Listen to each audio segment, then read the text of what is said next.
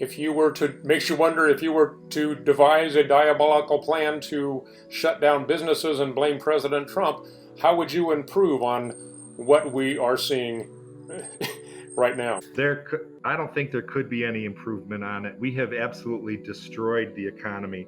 September 3rd, 2020. Here we are, 3 months out from the election.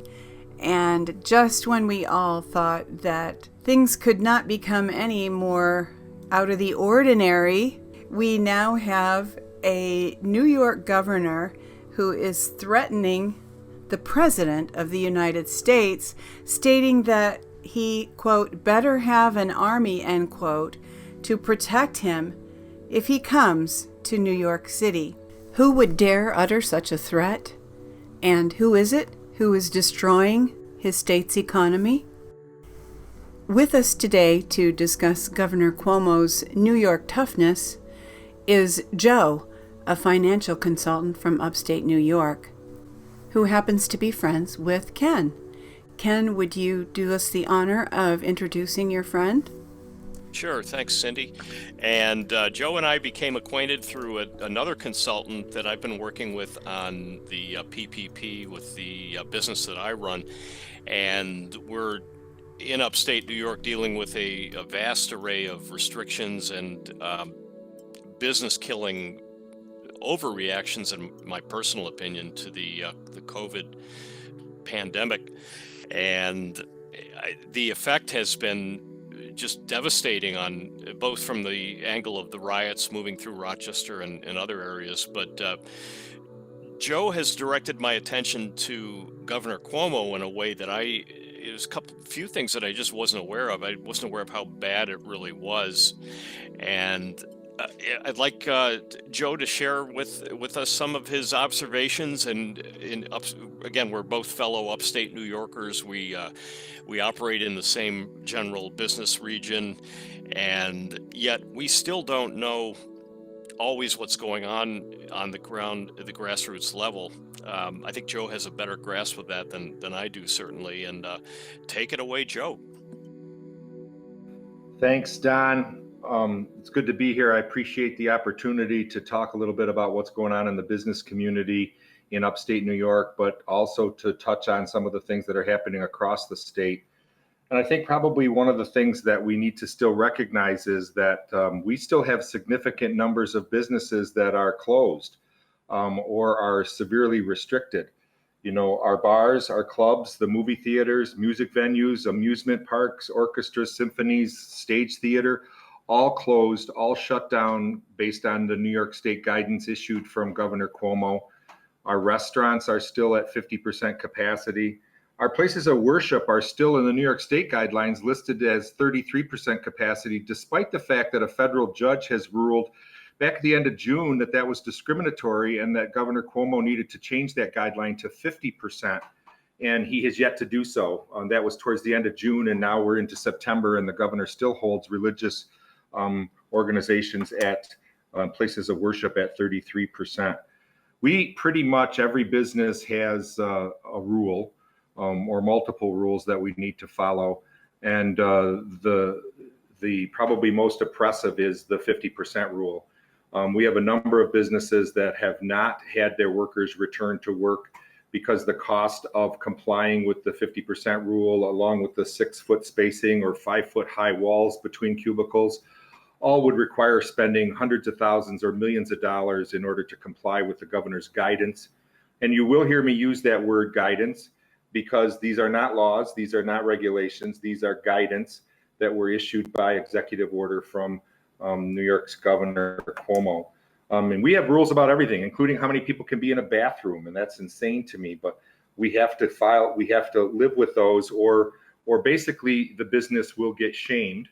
And the best way for that to happen is that New York State has set up a significant website that gives all of the rules to everybody under every industry, but it also provides everybody an opportunity to file a complaint against your neighbor, or against your boss, against a business that you frequent, against a restaurant where you eat.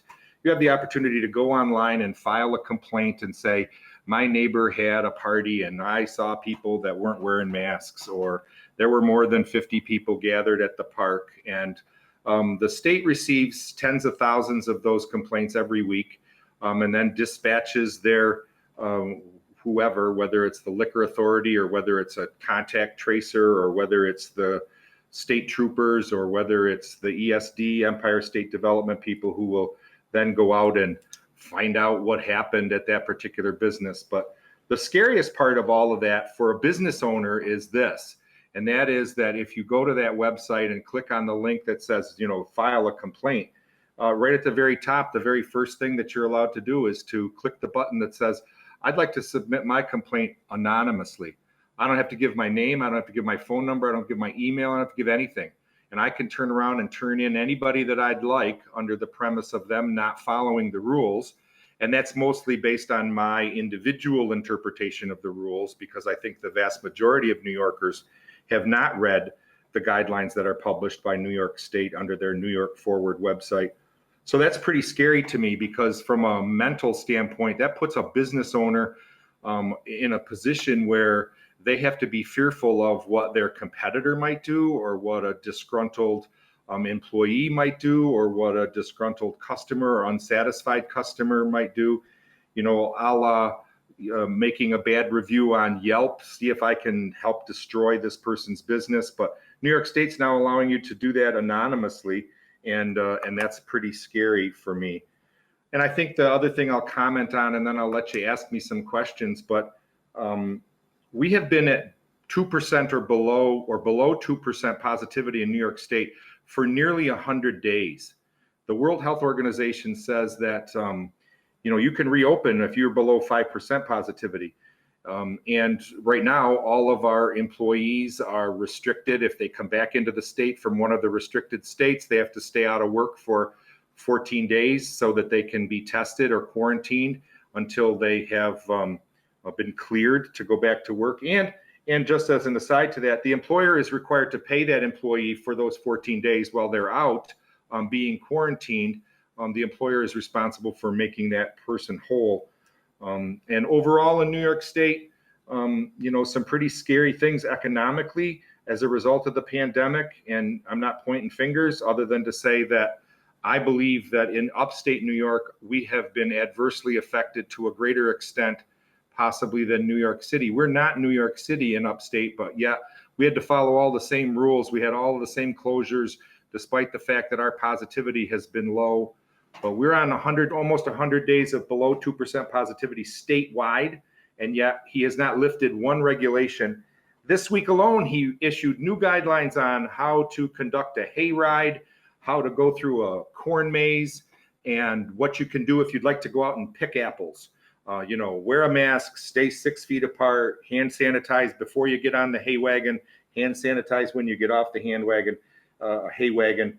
It's unbelievable to some great extent.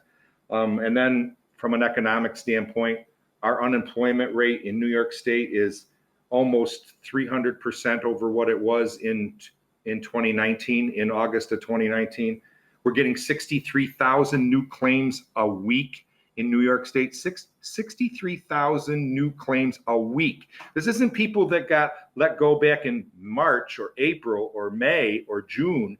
These are people that were laid off last week as a result of the fact that their company no longer needs them. And so they're off. We have 16% unemployment as of the end of July.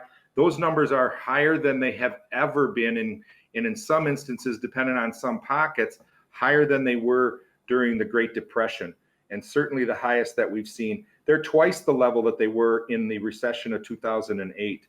So we are in an unbelievably difficult situation economically. And then from a mental health standpoint and from an individual standpoint, we can touch on the fact that domestic violence is up over 30% in New York State, and that overdose deaths are up by over 13% in New York State, all as a direct result of quarantining and limiting people's activities and limiting their access to networking and or self-help groups. Even groups like Alcoholics Anonymous were not allowed to meet in circumstances based on what the governor issued for guidelines.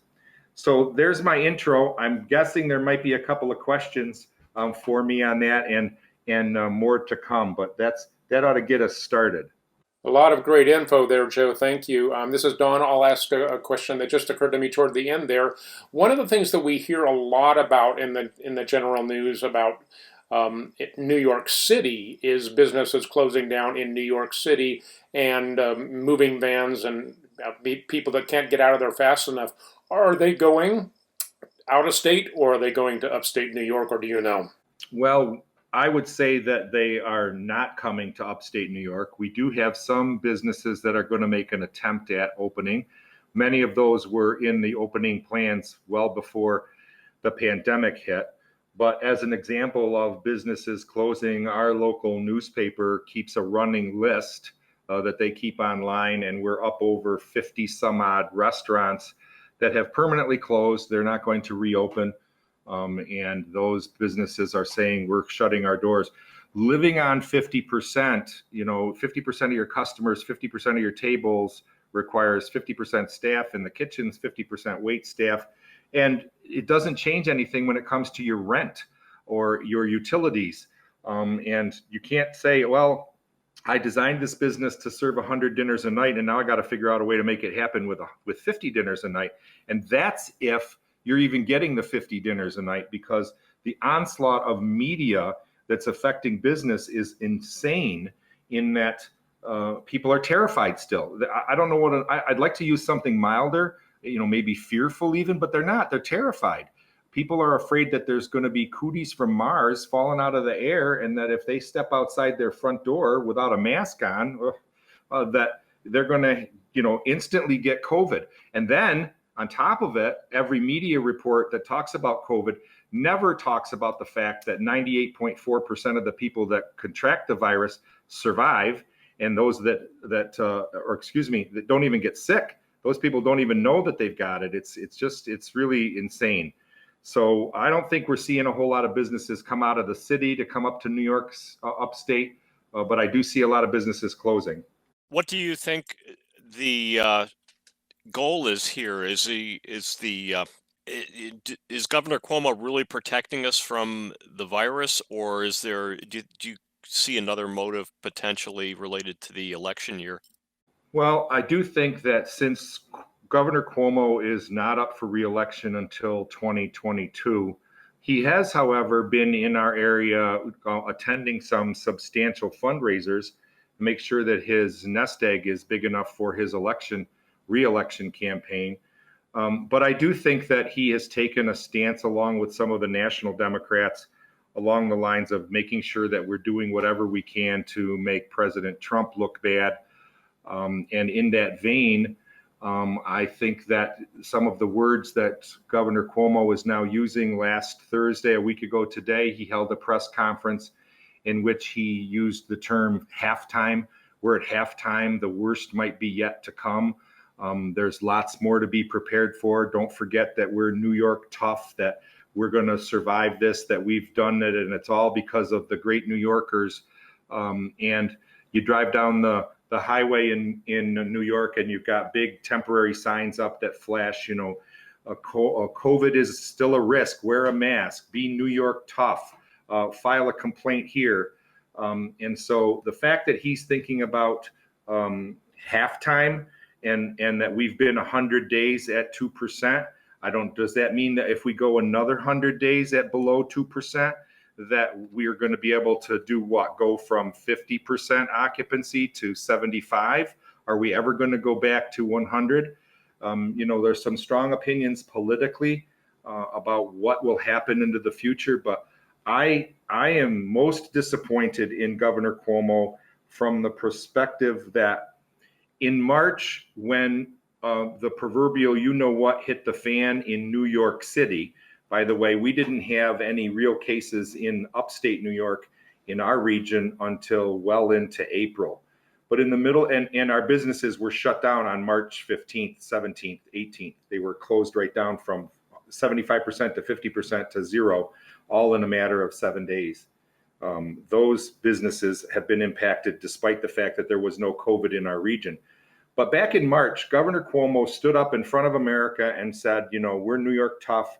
We're going to fight this, and we're going to take care of it. and we're going to follow the science. That's what he promised. We're going to follow the science, that we're going to do what science says that we should do.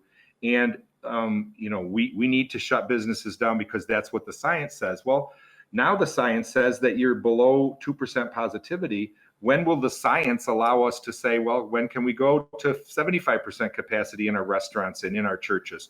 When can we start to do the reopening in the real sense of reopening? And, Cuomo goes on the television and makes it sound like, New York's back to normal because, he led us through the war against COVID. And the reality is that, what we're seeing continuously are tens of thousands of applications for bankruptcy from our local businesses. And we don't see any hope. And it's most disappointing that he hasn't given us any indication that he's really using science. So if he's not using science, what is his motivation? He has a new book that he's writing about how he saved millions of lives in New Yorkers. We'll set aside the people that died in the nursing homes. We'll put that aside for a second, but saved millions of lives. And his spin on it is, the reason we have less than 1% positivity for the last number of days is because, we're doing everything that we do. And if we do anything other than that, we might risk doing something like going to 1.5% positivity. At what point in time do we actually really go back to the science? And clearly we're not using the science. I'm glad you mentioned that, because that was one of the questions that I had in mind was, what is the justification for all of this, the masks, the closings, the distancing rules? Are you aware of any science that backs up these measures that are being taken in open businesses, let alone the businesses that are having to close? I'm not a scientist, and I am not, and I've spent a lot of time looking at what the CDC says and what the World Health Organization says and what Johns Hopkins says and what Harvard University says. And every day, if you do enough digging, you're certainly not going to get the information that might be closer to the truth than what the media wants you to see. You do a Google search, you might have to go to the third or fourth page to find out what the latest information is on the actual COVID death rate, the actual COVID exposures, the potential that we have 37% false negatives on our testing. And so, New York tests 80,000 people in a day, and they can't find 700 people that have tested positive. And then if you throw in the little 37, even if you throw in 25%, false positive, you're starting to look at 500 cases. There's 19 million people in New York State, and you found 500 people that have COVID. And in our region right now, and I don't mean to be crass, but in our region right now, we have more open chlamydia cases in New York State than we do COVID cases. So at what point in time do you say, here's the science, and when the governor stands up at a press conference and says, well, the CDC came out with some new guidelines about who should be tested and when, but those guidelines, and this is his word, not mine, those guidelines are ridiculous. That's his word. Those are ridiculous, and we're not going to follow them. In New York State, we're going to do what we want to do because, we're New York tough. And so, we're going to follow the science, but apparently now the CDC, all those scientists must have resigned, and they don't know what they're talking about because Governor Cuomo has better scientists or better scientific studies or better something, because I don't know whose science we're following, but I don't see any evidence, and none is ever presented. The governor never presents his case and says, here's what is being told to us. This is what the scientific study says. This is what you should do. And the science doesn't, follow the actual guidelines. I'll give you a good example of where there could be some science involved. And, maybe let's say that the validity of a 14-day quarantine is absolutely substantiated by every study on the face of the earth. And that if somebody's been exposed to COVID, then they should quarantine for 14 days. I'll concede that that's an absolutely great scientific number of days. Okay, I can live with that. So if a nursing home employee tests positive for COVID, let's not talk about the fact that it could be a false positive, because the next day they could go in and have another test and it would say that they don't have COVID, but that's discounted. day number 2 test is discounted. If any nursing home employee tests positive for COVID, they have to quarantine for 14 days. And okay, I guess, all right, I'll buy. It's makes sense. But because that nursing home had a positive case, they have to lock down the nursing home. No outside visitors are allowed in the nursing home for the next 28 days. Can you imagine what that's like if you have a nursing home with a staff of a couple of hundred people, and they might have a couple of, nursing home people have to be tested every week, once a week, and with false positives of 37%, what's the odds that somebody's going to test positive? They're going to have to go home for 2 weeks. The nursing home's going to have to pay them, so the employee's not too hurt. But the nursing home has to shut down for 28 days. And we have nursing homes that are on perpetual 28-day clocks because of the test positives. So there are people that have not seen their parents or their grandparents or Uncle Joe or Aunt Matilda for months, since March. They have not been able to go into a nursing home and see that individual either on an outdoor visit or on a face-to-face, even across from plexiglass. The nursing homes get locked down on a positive test, regardless of any other science that's there. Like, oh, okay. So are we following science? I think I'm relatively intelligent and fairly reasonable. And I would say, no, we're not following science. We're following emotion. And we have some sort of, I don't know what, hero complex. You guys are the psychologists. Is he trying to make sure that everybody knows how great he is? That's an entire possibility. Does he want to make sure his book sells? There's another possibility. Although the last book he sold that he got $700,000 for, it sold 3,000 copies. I'm probably pretty sure that's not a record. I'm pretty sure that he didn't sell that many. 3,000 is not a lot of books. But I don't know what his motive is, but I'm concerned about the fact that I have this underlying feeling that he's not going to think that COVID is over and that we can reopen and that you can go pick apples with your family without wearing a mask until it's eradicated. And I'm not sure that this virus is ever going to be eradicated from New York State or from the United States or from the world. I'm just not sure, but I'm not a scientist. Yeah, thanks for all of that. And I have to echo your thoughts and sentiments and just put my 2 cents in from personal experience. I've noticed this tactic with people that are controlling in nature, and I'm not even talking about higher office, but just personal relationships that I've been in. They will give you a plausible fear-based scenario that you're supposed to act in your best interest because of this threat. But the threat actually gives them control that they wouldn't have otherwise. So Cindy and I have talked about this tactic, and we see it everywhere because we both lived it at a really deep personal level. And it's hard not to see it in politicians once you've seen it in your personal life too. So I just have to agree with you 100%. Something smells not right. Well, let's go over to the psychological angle for a second. And the MBTI for Governor Cuomo is expressed as ENTJ, and that's not from his own survey result, but from the result of observers. And it does seem to ring true. And the ENTJ actually features a sort of a very high level of dominant characteristics that can either be positive or negative, but many times very negative. We have other cases, and we'll probably put them on the visuals when we publish the show. People like Julius Caesar and George Soros, and just sort of master controllers of large populations. And I believe Bill Gates would fall into this category, and there's a whole host of other people that are in big tech that fall into the NT, or the intuitive thinker grouping, and the conceptualizers.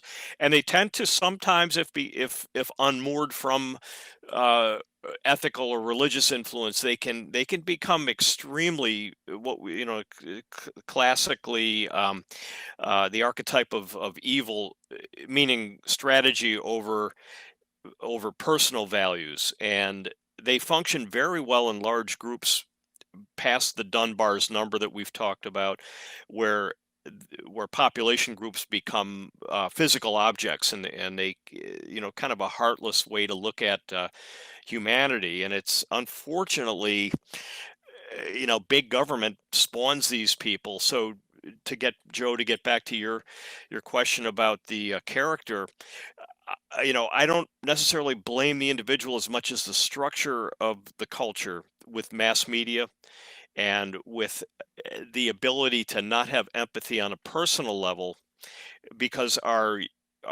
sociological universe is so large and so complex that we do have to break people off into groups, and a lot of the heart comes right out of the process. And I think people like Governor Cuomo thrive in that realm, unfortunately. And just quickly, let's dovetail over, Cindy or Don, to the Enneagram as well, or any thoughts you have on the MBTI.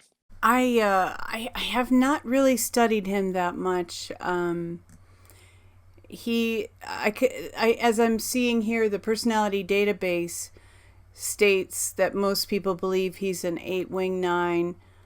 That, except honestly for body type, I could see that. I would usually anticipate that an 8 is going to be have more of a physical presence, but honestly, I would guess it's possible that he's a mental type, just because looking at his eyes, there's an intensity about him that indicates to me that he could be a mental type. Yeah, thinking about Cuomo and the Enneagram, I have to say I do see him as a will type, not a mind type, and he has that intensity of somebody who wants to get his way. And the wiriness kind of has the appearance of a possible 1, and I haven't studied him in detail though, so the 1 would tend to be pretty fiery, but also wanting to be right and having some kind of ethical system that they believe is true. Now, having said that, ethical systems, and I've said this before on this show, I think, that even criminals have ethical systems. So that doesn't necessarily mean he's honest in trying to get his way or to get what he thinks is right. But if he is a possible 1, kind of more based on body type, I could see that. I could also see an 8 wing 9 as apparently is the verdict of the site that allows people to vote on type. So, but I do see Cuomo as being an assertive, will-based type, and that certainly carries through with his whole policy implementation. We don't see somebody trying to, like a 6 would do, work through negotiations with different groups, trying to come to some kind of a consensus where there would be a broad base of appeal. We don't see that at all. I mean, even if you want to think of Hitler as a 6, which I think is probably correct, then you see Hitler having gained a broad base of support. Cuomo's kind of out there as a single individual, not a charismatic crowd leader. So I do see him as a will-based type, not really even forming a consensus, except perhaps the consensus of those that are with him behind the scenes in whatever political affiliations that he has within the Democratic Party. Honestly, the psychology that really troubles me is, as Joe mentioned, you use the word terrified. People are terrified. I don't understand why people are terrified. As one question that has been asked is, if this is really such a threat, why are there not dead homeless people all over the streets? They live in some of the least sterile imaginable environments, and they're not dying of this corona disease. The fear seems utterly it's fantastical. It's not real. It's not. There's nothing to be afraid of. And I'm disappointed in people that they are terrified, and it might be the conditioning of having watched shows like The Walking Dead, people are conditioned to believe that there's going to be something like a zombie apocalypse. It baffles me, to be quite honest, when, all people have to do now is go to the CDC website and read the revised numbers that a very small percentage of deaths were due to only the coronavirus without any other conditions. I think the number is down to like somewhere around 9,000 now in a country of 300 million. So the percentage is so astonishingly low. Maybe it requires these kind of people, like what you said, Ken, and NTs are able to kind of manipulate others. That it takes somebody like Cuomo, who's very forceful and maybe manipulative, to enforce something. It's baffling to me that people submit to this. And one possibility is there is a proverb in the Bible that says something like, the lazy man says there is a lion in the streets. Maybe people are so overwhelmed by so many of the things that have been happening over the last decade or so, or maybe back to even to the 60s. I don't know. The people are so overwhelmed emotionally that they just can't cope anymore. And they want an excuse to kind of withdraw from everyday real life. I know, it's kind of a rhetorical question, what's wrong with people? But that's, to me, that is the psychological issue that demands the most attention for me personally. Why are people influenced like this? Well, one of the things that I think we can use when we evaluate the motivation, I think, it may have started out with the need to address some unknowns in the pandemic that we didn't know early on, and maybe the scientists weren't able to give us a whole lot of data. But one of the things that's happened in New York State that is very disconcerting to me personally, and I think to a lot of the businesses, I'm in contact with hundreds of businesses that have thousands and thousands of employees, and in April, the New York State Legislature, which is made up of the New York State Assembly, which is controlled by the Democrats, and the New York State Senate, which is controlled by the Democrats, and the governor is a Democrat. But New York State Legislature, the Senate and the Assembly both passed resolutions that abdicated their entire responsibility and duty to legislate for New York State and gave that control in totality to Andrew Cuomo. Governor Cuomo today, since April, has total control over every law in New York State. Every state law, every county law, every health law, every education law, every local zoning law. He could come into my town and change the zoning if he wanted to, but he has the power to do that, and he does not need legislative approval to change a law. It's one of the things that he used when he started to get irritated with the fact that he let restaurants and bars reopen at 50% capacity, and bars started to let people have drinks and not have to have food. So the governor came along and said, well, you have to have food. And people kind of joked, haha, and said, well, we'll get out some Cuomo chips. Here, have a 50-cent bag of chips and you can have a beer. Cuomo modified the state liquor authority rules up until the COVID virus and Governor Cuomo taking total control over all of our laws. The state liquor authority had the opportunity to come into your business and say, you violated the rules based on some evidence that we have. We're going to have a hearing. There's going to be an impartial hearing officer. He's going to evaluate the evidence. He's going to look at what was accused, and we're going to let you give a defense, and then we're going to make a decision about whether we're going to suspend or revoke your license to serve alcohol in New York State. That law got changed to include the ability to, A, instantly revoke that license without a hearing, without any evidence, without anybody being able to present a defense, and that it was allowed to be done by men with guns. And the governor refers to that as the State Liquor Authority Task Force, which is a combination of New York State troopers and State Liquor Authority individuals. I, like to think about it in the sense that it's a New York State trooper that walks into your business with a gun, and he says, you're out of business. Your liquor license is off the wall. It's been instantly revoked, and you're instantly fined $10,000 based on my interpretation as a state trooper as to what the violation is, or is ongoing. And we have the ability to shut your business down. And Cuomo has made no bones about the fact that he's gone on press conferences and said, we will shut you down.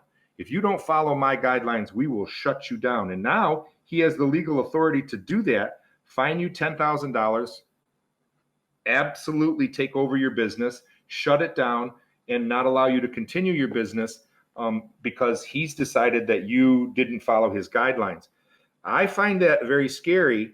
And what's scariest the most, I think, is that we elected representatives to go to the state capitol to represent us. And they basically said, yeah, we're going to kind of give up that responsibility. And we're going to let one guy, and as my beloved mother would indicate to you, that's really only ever happened one other time in her history.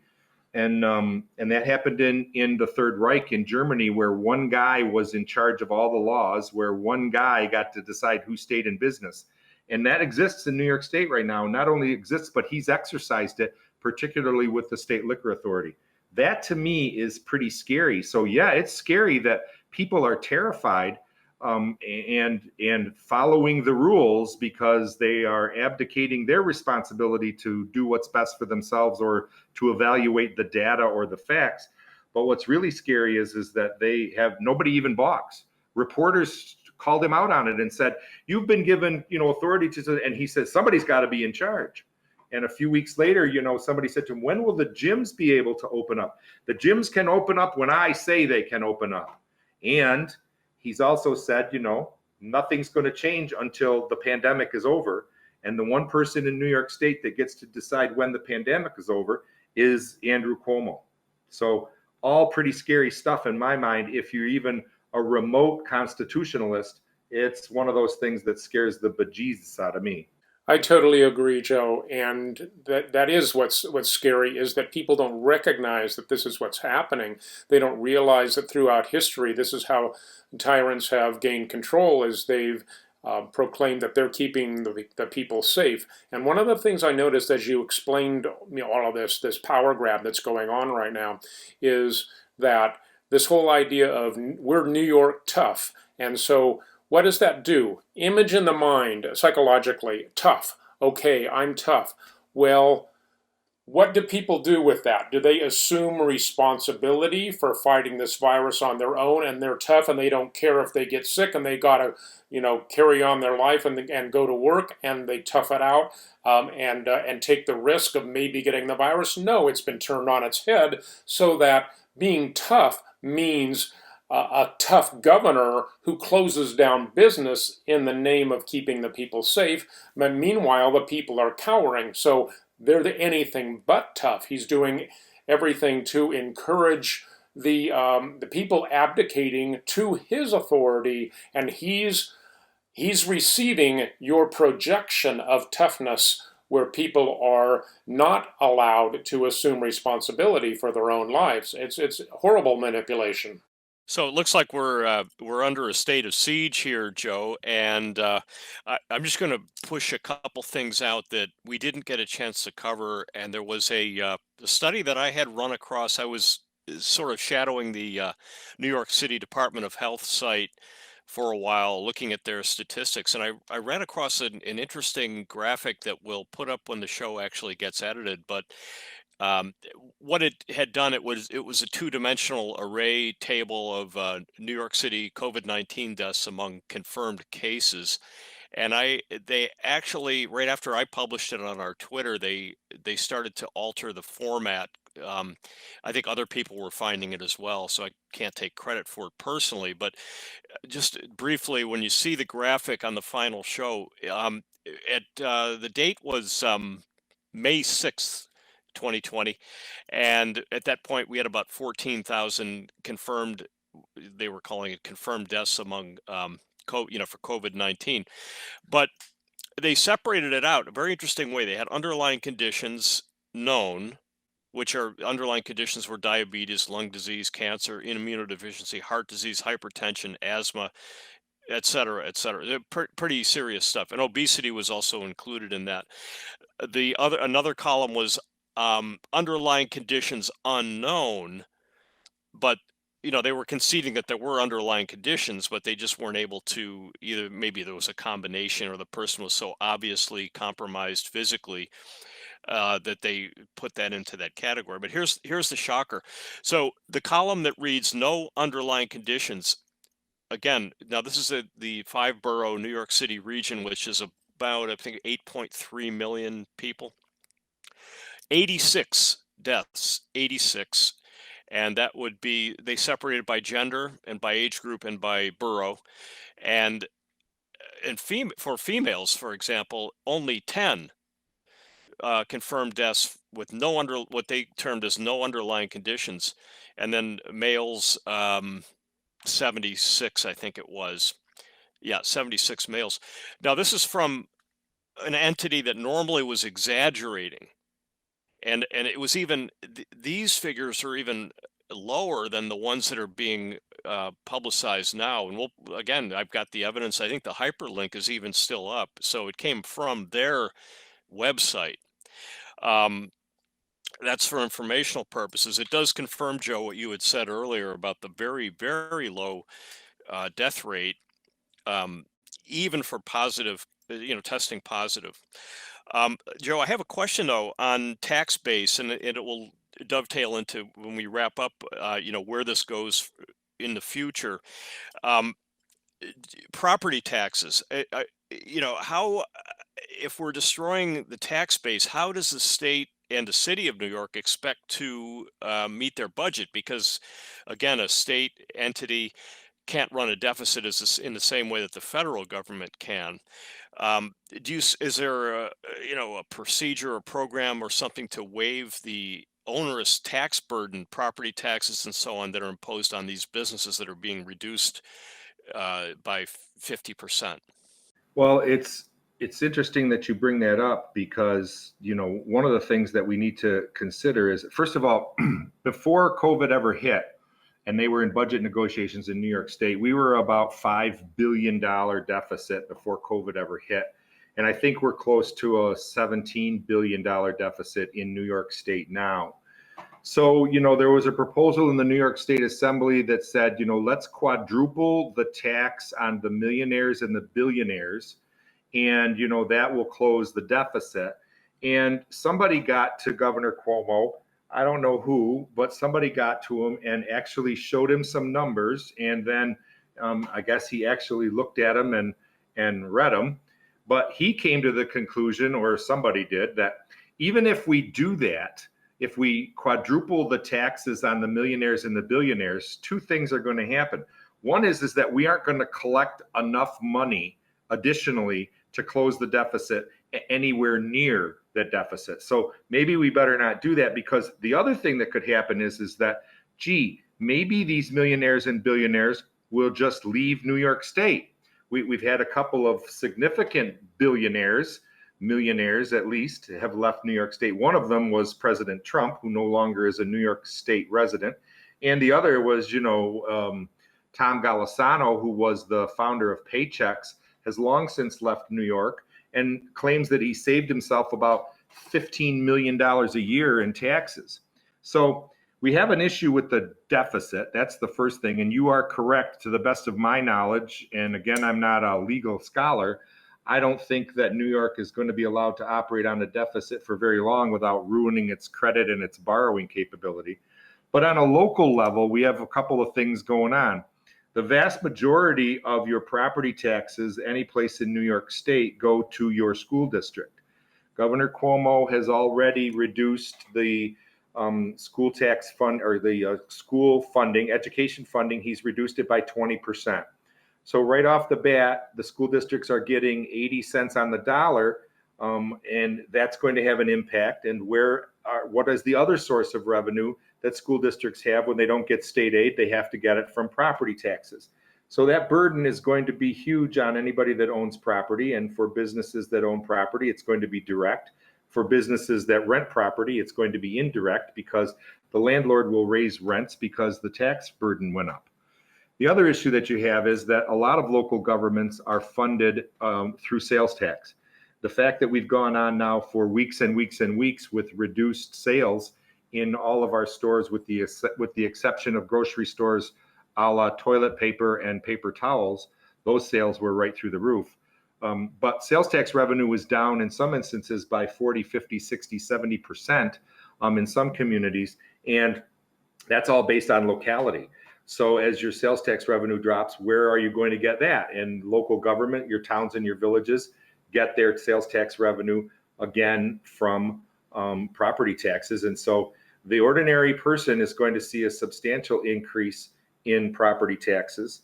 And from a business standpoint, in addition to that, we have to remember now that we've got like 16% of the people in New York State are on unemployment. The unemployment fund in New York State has been absolutely devastated beyond compare. There is no money left in that. In fact, New York State has borrowed, I think, close to $6 billion with a B dollars from the federal unemployment fund, which, by the way, came up with $600 a week for all of those people. But those billions of dollars. In 2008, when we had a fairly significant recession where we had 7% unemployment as compared to 16% now, New York State borrowed lots of money from the federal government. And in 2010, that money had to be paid back. So in addition to the fact that the unemployment insurance premiums that are paid by the employers are going to become astronomical as a result of the fact that New York State system is now broke, but that we've borrowed money from the feds, that's going to have to be paid back. So after the 2008 recession in 2010, every New York business owner that had employees got a bill from New York State that said, here's your share of what has to be paid back to the federal government. Just write us a check for an extra $500 per employee, and we'll send it off to the federal government. So it's going to be another burden on businesses that are already economically disadvantaged as a result of the fact that they're restricted in their ability to even do business. Now they're going to get hit with unemployment insurance premium increases. They're going to get hit with paying back the federal government. They're going to get hit with increased property taxes, and they're going to get hit with increased school taxes. So I wouldn't say that we're going to climb out of this recovery period, whenever, by the way, that recovery begins, because it hasn't even begun to begin. When you talk about 63,000 new people claiming unemployment every week, we aren't even on the upswing yet. And how long will that be? I don't know. It's entirely possible that the world will change on the election. I have one friend that refers to this as the election infection. And his prediction is that the world will change as soon as the election takes place, regardless of who wins. It's entirely possible that COVID will not become, or will no longer be, the terrible, terrifying threat that it is today. That's just an opinion. How would that scenario change if there was the election results were dragged out by one method or another? That I think we probably heard about that this scenario, I think promoted by the Democrat Party, that Trump would appear to win in a landslide, but then there would be some questions to that, and then there would be a prolonged period in which the election is in question.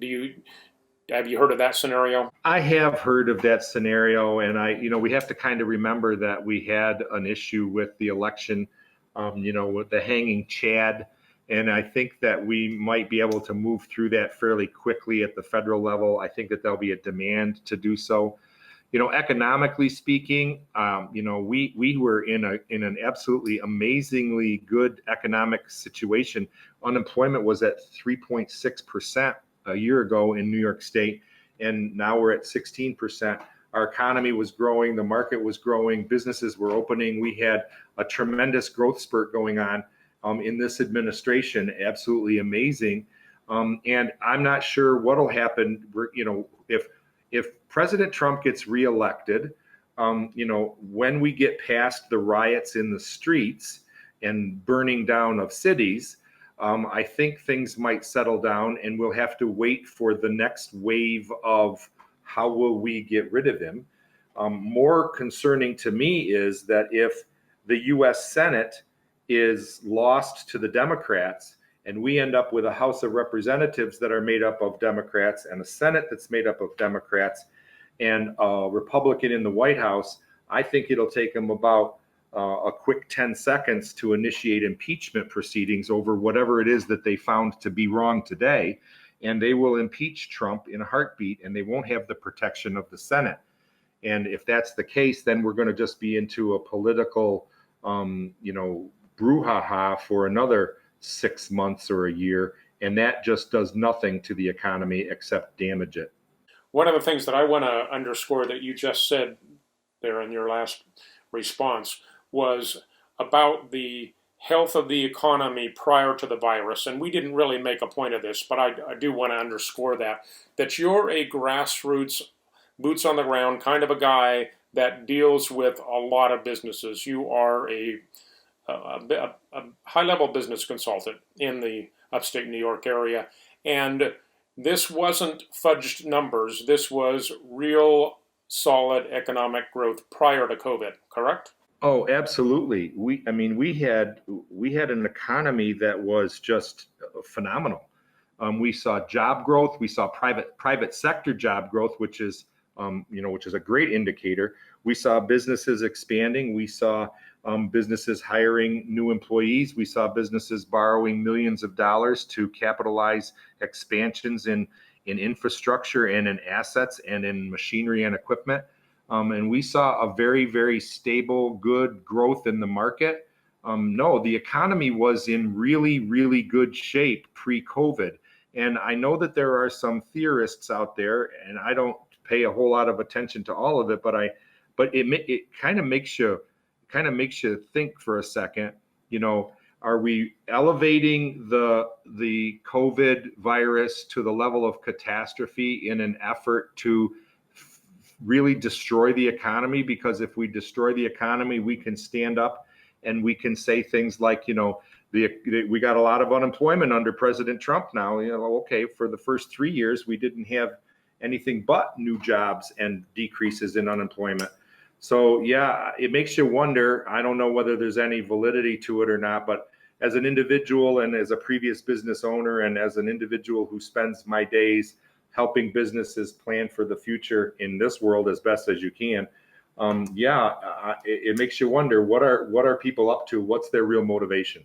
Makes you wonder if you were to devise a diabolical plan to shut down businesses and blame President Trump, how would you improve on what we are seeing right now? I don't think there could be any improvement on it. We have absolutely destroyed the economy. If you go to any graph that you can find on the internet, and there's about probably 30 sources that you can go look at just New York State, and look at the fact that we went days after days after days with tens of thousands of cases of COVID and presumptive COVID, because we're now finding out that there's a whole lot of people that we just assumed they had COVID.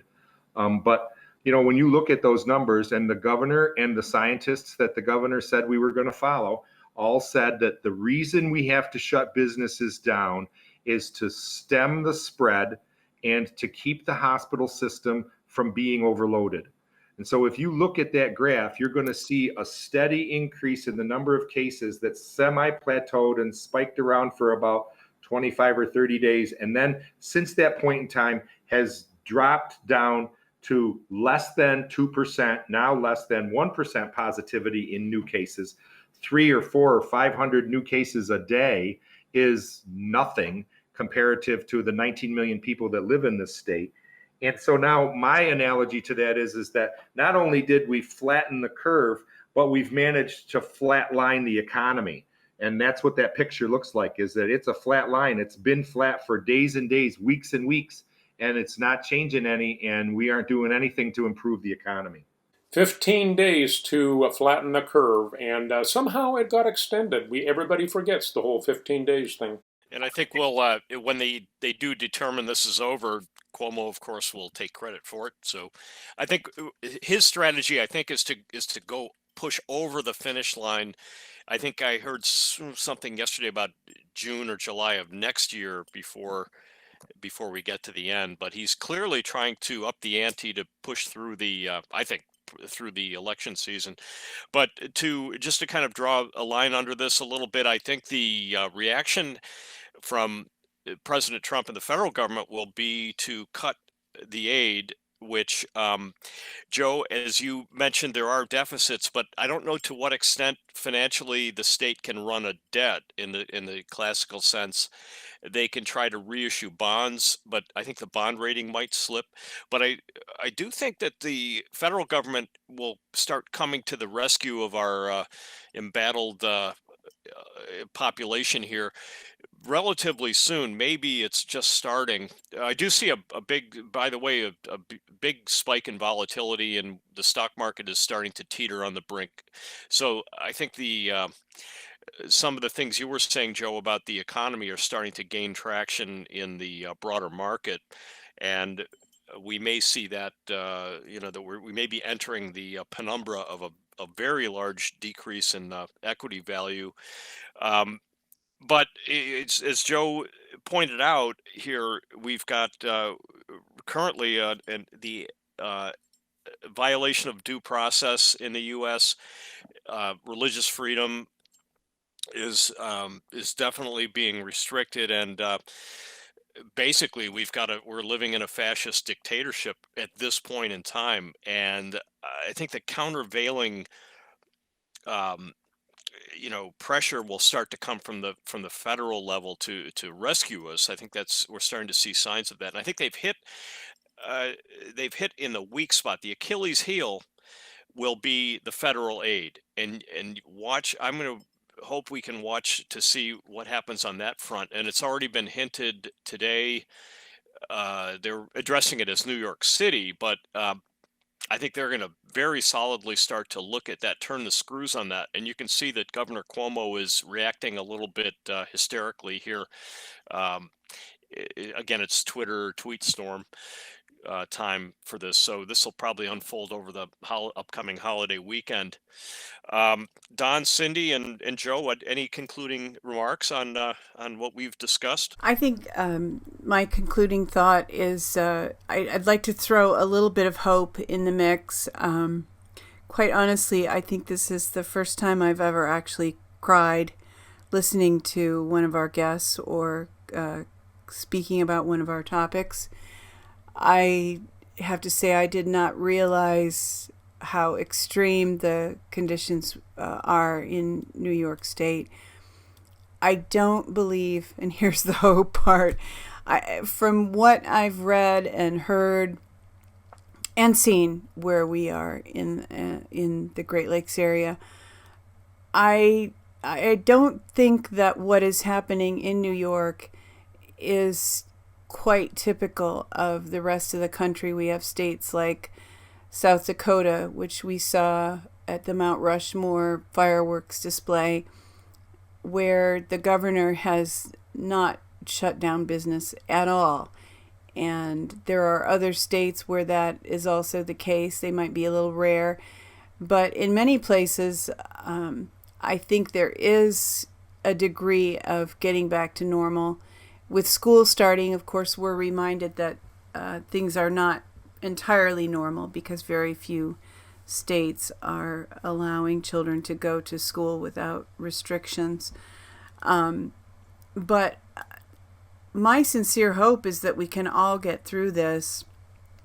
And we seem to be identifying today that one of the main issues that prevents us as a nation and as states from a true recovery and a return to normal. And I'm not going to say new normal because I don't think that's necessary.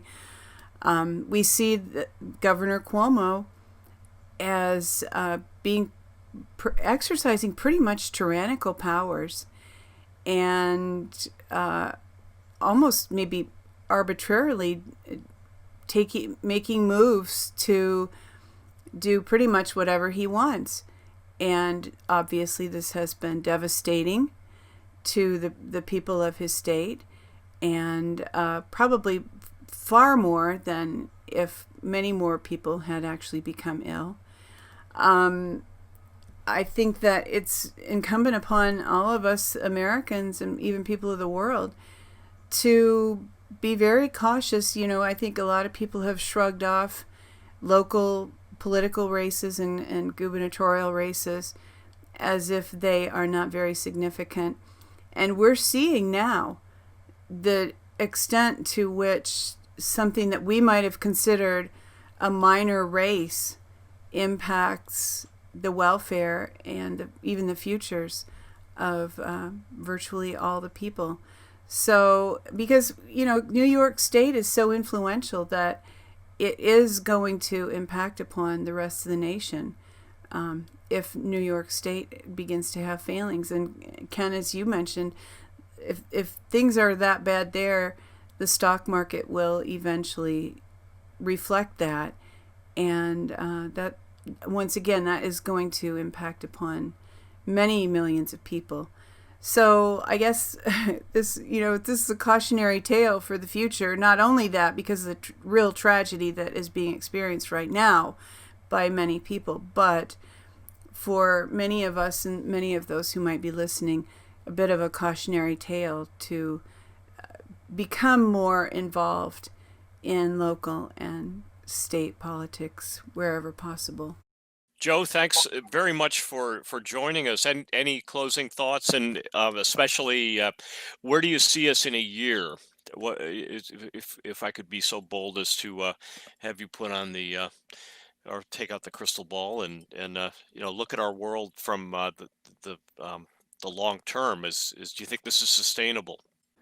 Well, you're right. I don't have my crystal ball stopped working, so I don't have an idea of what's really going to happen in a year. But I will tell you this, that, this week, today's Thursday, I have had 4 businesses that I have talked to that are in hospitality. And, every one of them this week indicated to me that they are on their last thread. They've borrowed all the money that they can borrow. They've cashed in their savings. They've taken out mortgages on their homes. They've done everything that they can possibly do. They've burned through the PPP money. They've burned through the EIDL money. And until the governor lets them open back up, there's that huge fallacy out there that business is open and everything's wonderful in New York, and we're New York tough. And the truth of the matter is that we've got businesses that are dying every day.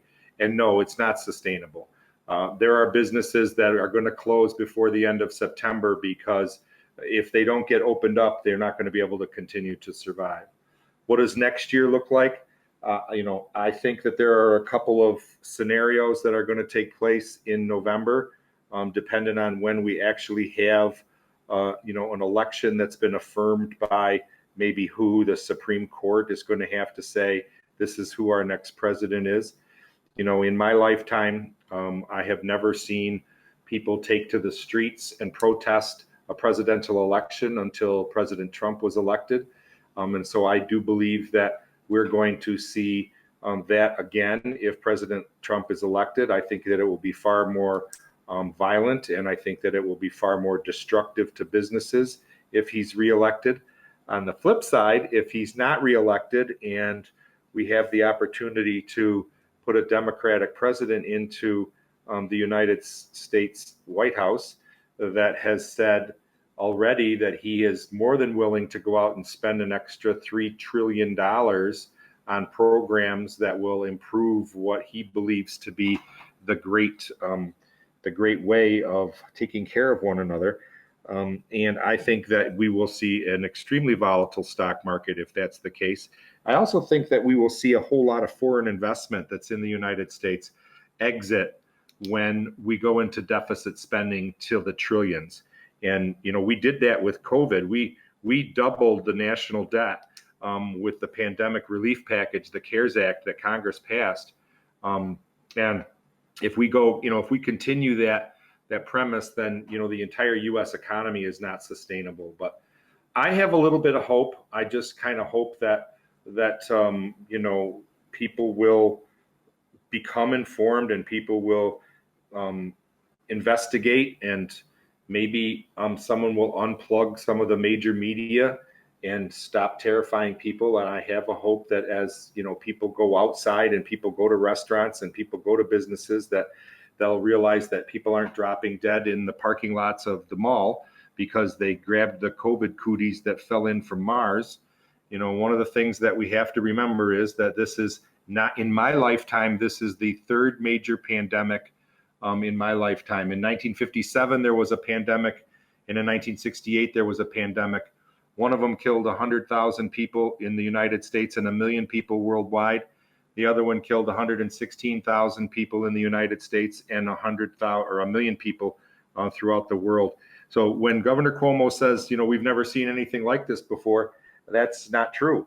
We've seen it before and we've lived through it before. But the significant difference between those pandemics and this was that we didn't flatline the economy in order to protect our citizens from the whatever we're protecting them from. So, I still have this little glimmer of hope. I hope that these businesses that are hanging on by a thread get rescued with some relief of the restrictions. And I hope that people, think twice before they go out and start burning things down because they're not happy with the results of democracy. But that's my little bit of hope. And I'll close by saying that I'm grateful for the opportunity to talk to you. Thank you very much for having me on. And I appreciate the work, and particularly the fact that you're trying to keep people informed as to what's really happening in the world. So thank you, Al, for that. You're very welcome, and thank you so much, Joe. We really appreciate your expertise and articulate summary of what's going on in New York. Thanks, Joe.